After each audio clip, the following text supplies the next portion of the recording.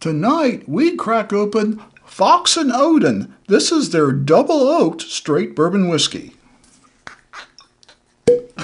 Welcome to the show.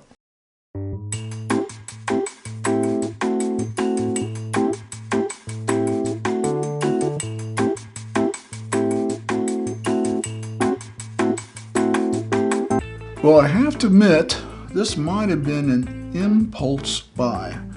I was over at my friend's shop, Raheem with Habits, and he had gotten in this Fox and Oden, the apparently distributor that distributes Joseph Magnus and Coppercraft, also distributes Fox and Oden, and I'm told they're all done at the same location, the same distillery. I don't know that to be true, I'd have to look it up, but apparently there is a connection with Fox and Oden and Joseph Magnus and Coppercraft, and they're all out of Michigan, I believe. And if you go to Fox and, the word and, Oden.com, you can go and see they got several varieties of the of this bourbon, including a rye variety and just their standard, or I'm sorry, they have a straight rye whiskey along with a single malt and their regular straight bourbon. This is their double oaked, and that's really what interests me because I love a good double oaked bourbon. It says on the nose, cocoa, caramel, and leather. I guess I really should stop commenting about leather. Why do you put leather? I guess maybe it's just they don't really put it in. It's just what comes out. When it comes out of the barrel, it smells like leather. Okay. Dang, I poured me quite a bit in that one. Woo! Well, it's Friday night, so good for me. Let's see what it smells like.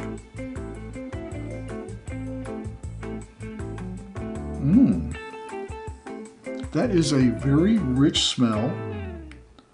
I definitely get a molasses brown sugar.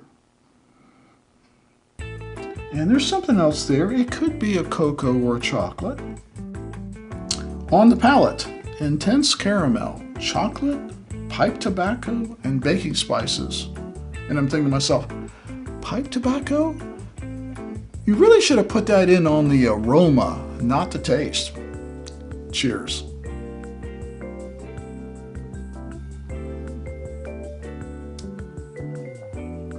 Oh man, that is so rich.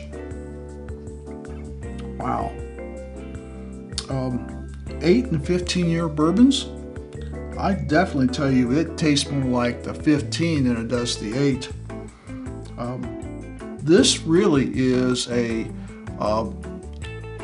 caramel brown sugar molasses bomb. Caramel brown sugar molasses. What can I say? It's a little bit on the sweet side, but it's very rich, and wow, does it coat the palate well.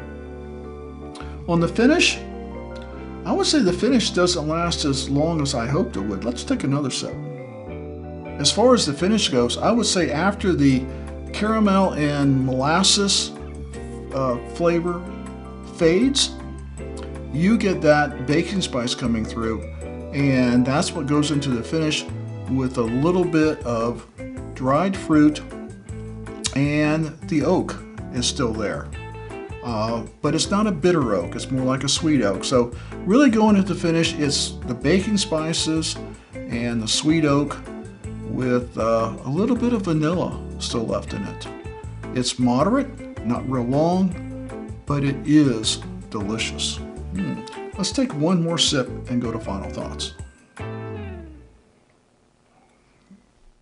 Well, certainly as far as bottles go, this thing is beautiful. It's kind of a fluted neck, and then it comes down into very old-fashioned looking.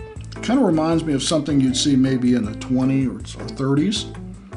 And the label, I mean, even the artwork on the label is very nice, very old-fashioned. And it's got a nice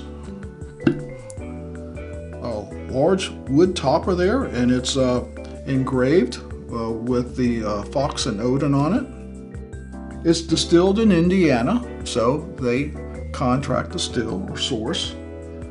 But this stuff is good. I mean, it does not taste like any MGP bourbon, double oaked or otherwise, that I've tasted. This is really good.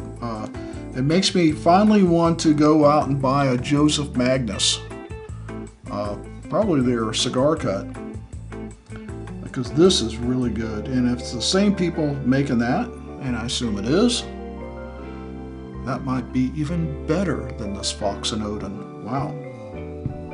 So, value for the money, I would say fair. I think I paid $109. I think I've seen this in the past for $99. That was maybe up to 6 months ago was the last time I saw it. I don't see it everywhere. This is like only the second time that I've seen a Fox and Oden.